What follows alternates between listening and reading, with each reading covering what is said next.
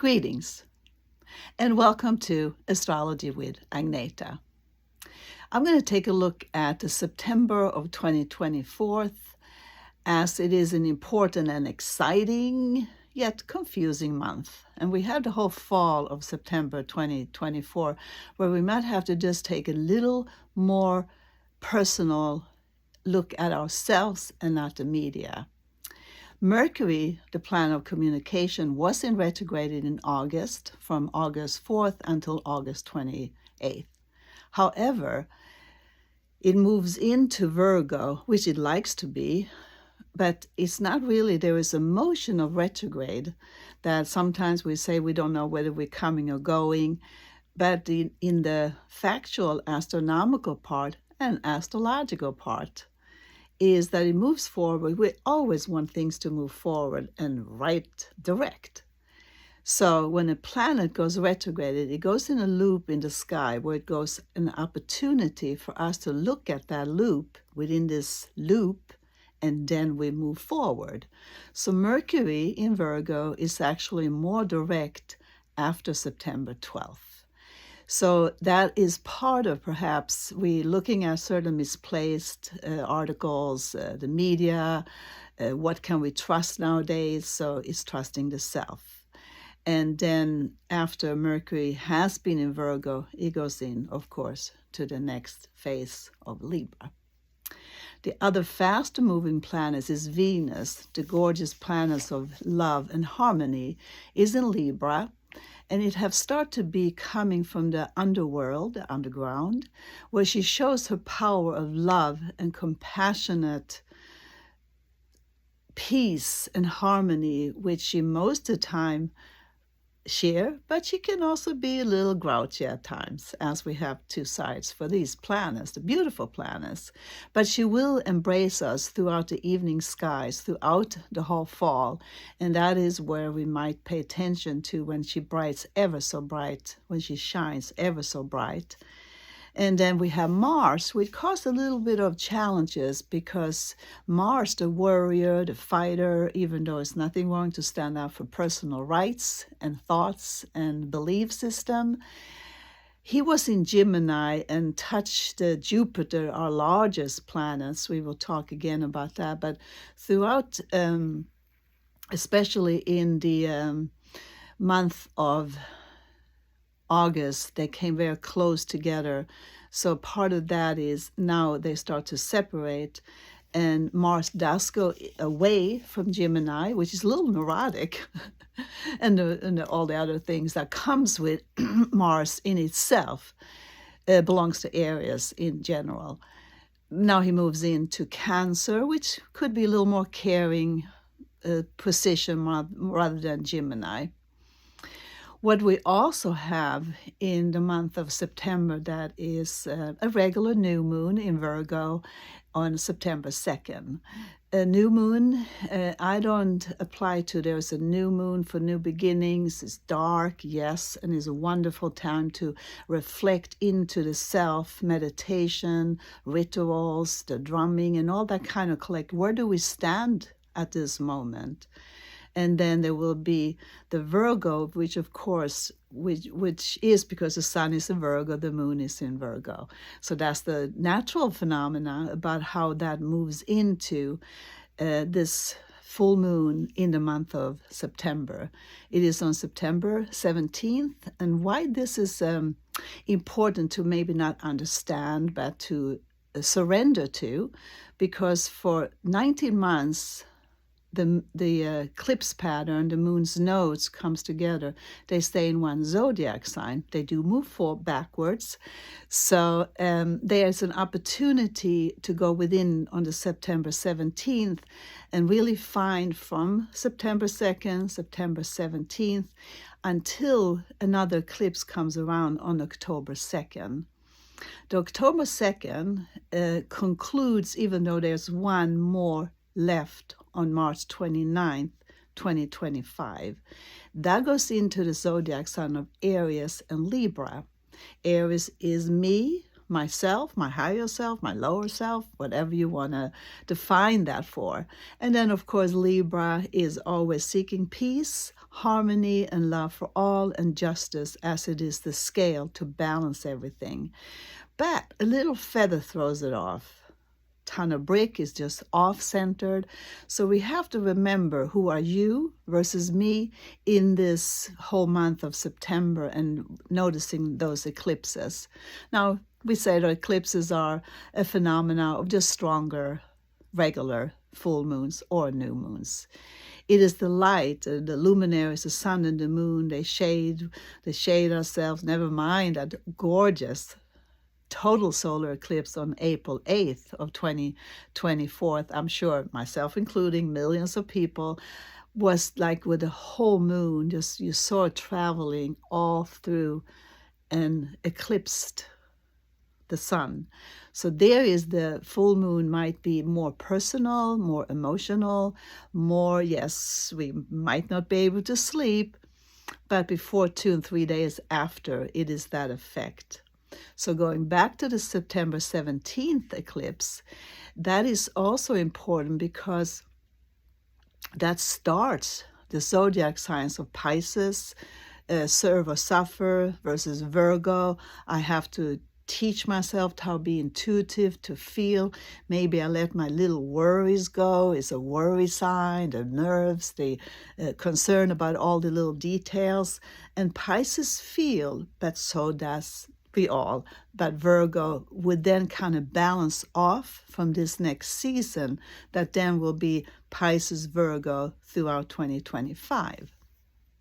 So therefore, the concept of perhaps increase, and there will probably be other things in relating to the exquisite and confusing and weird election that's going on in the United States of America at this moment on time. And I want to remind you, I did create a segment about the presidential elections, Kamala Harris and Donald Trump, in my last segment in October. In August. October is coming. But it's still like the personality are both affected. We all are affected. But coming back to Jupiter, he is in Gemini and then goes retrograded on September 12th, because it's in a movement then again.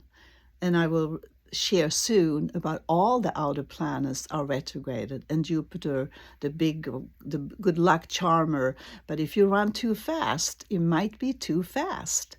So we need to kind of invoke Jupiter as the teacher within, to make sure we take an opportunity to reside within the peaceful part of, and the peaceful part of the world that exists, but perhaps more inside of ourselves, family, community, friends, and that way it will go out to the collective community, taking care of ourselves so we can help others in need is a very good mantra. So Jupiter, when he joins all the other planets in this motion of the two eclipses that are coming through in the fall of 2024, as an opportunity to pay attention and not get caught off guard. The other planet that is quite strong at the moment, when we look at just the uncertainty of that is happening at the moment, is Uranus in Taurus.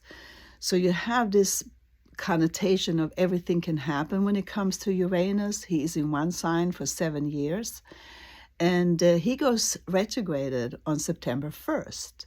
So you have this beginning of September, both Uranus and Jupiter join the other planets that are already retrograded.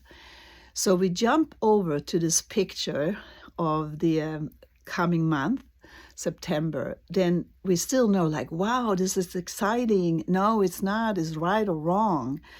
It's about making sure you make the right decision for you versus others. And that all should matter. In the eclectic way of looking at the world, not just America. Please, all the planets are affecting the globe. It's not just America, but it became a very powerful, strong, and rich country. So in that process, who are we, the little us, in a big world of change? Yes, there is a change.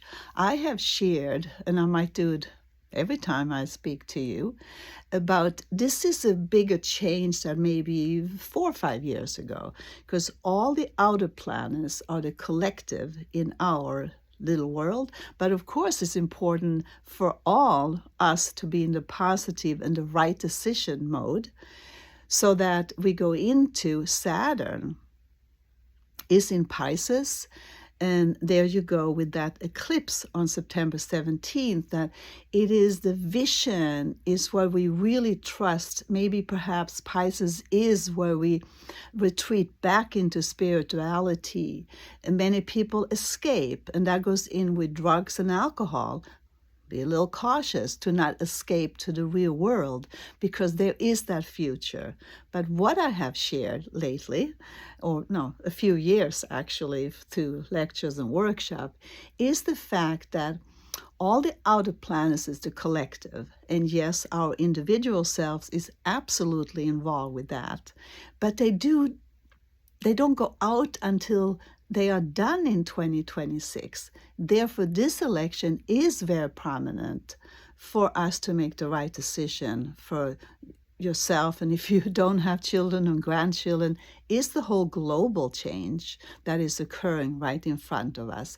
Therefore, we have to put on extra, could be security pattern, individual self, taking the extra walks, making sure that whatever we have for resources, we say thank you.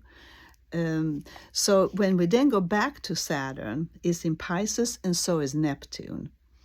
So Saturn is already in retrograded, which means that little loop to say like, will the government control who is the boss in charge? The self, standing up for our rights, and finding that he does go direct on November 15th. So that is after November 5th. And now we come to Neptune too, that everybody is observing that Neptune is in 29 degrees. That happens to be a fascinating degree from the Persian symbolic things about how we look at from 0 to 30 degrees in everything we count, planet, houses, and the zodiac signs. So Neptune is 29 degrees now in retrograde, but will go forward again eventually, but not out of the 29 degree until 2026.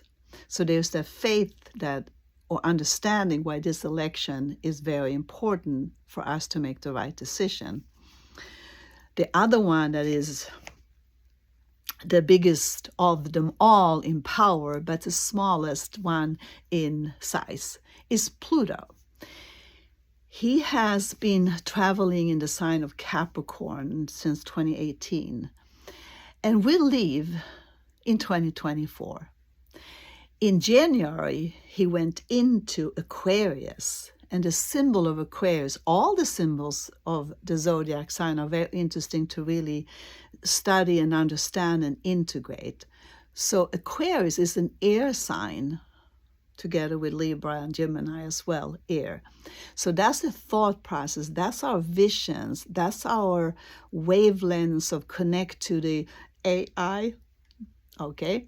So that we see what we are seeing, feeling, and intuition, accepting humanitarian aspects of all, accepting those who choose a different lifestyle than you.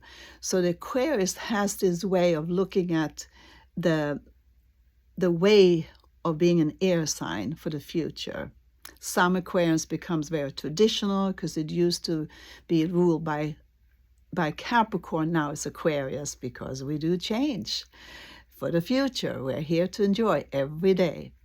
So when then the symbol again for Aquarius is an air sign, and why is he or she carrying an urn of water?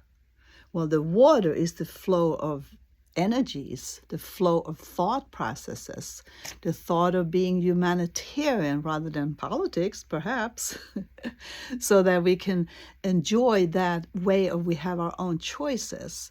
So that was a big hooray when Pluto went away from Capricorn into Aquarius in January. However, in September, on September 1st, yes, September 1st, again, is a very important part of our September in general, to do what we have to do and do it right for our own sake and for humanitarian aspects. So when Pluto goes back into Capricorn, we go, oh, I'm not controlled. I'm not controlled. The government can't tell me what to do. The media can't tell me what to do. So you go backwards into Capricorn, retrograded. Remember that loop? Then when he goes direct, October 11th of now, of 2024, next month, that is, then he stays at that 29 anaretic degree.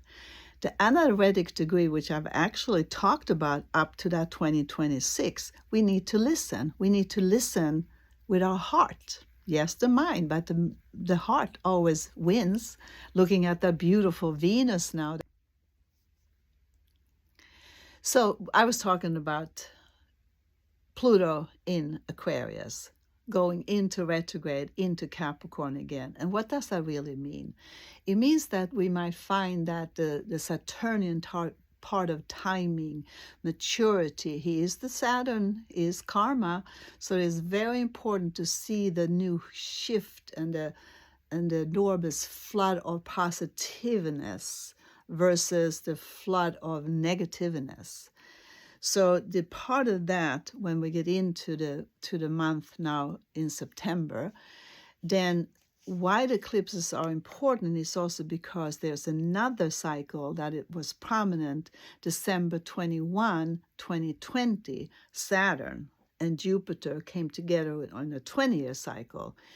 And now it comes into a square, August, September, and then again they will meet strong now in September, and then again December 25th, 24th or 25th, depending on where we live, 2024.